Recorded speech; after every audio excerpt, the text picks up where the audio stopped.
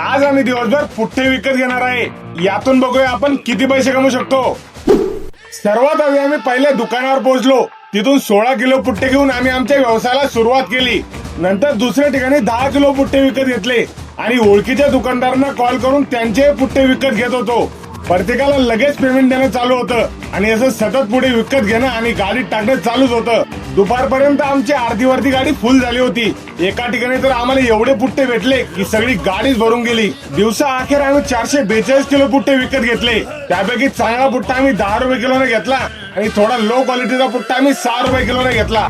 या हिशोबाने आज आम्ही आमच्या व्यवसायात 3800 ते 4000 रुपये इन्व्हेस्ट केले आणि हा 442 किलो पुठ्ठा आम्ही होलसेल मार्केटमध्ये सरसकट 14 रुपये किलोने विकला.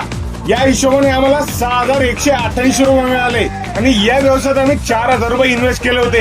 म्हणजे या हिशोबाने आम्हाला 2100 ते 2200 रुपयाचा प्रॉफिट झाला.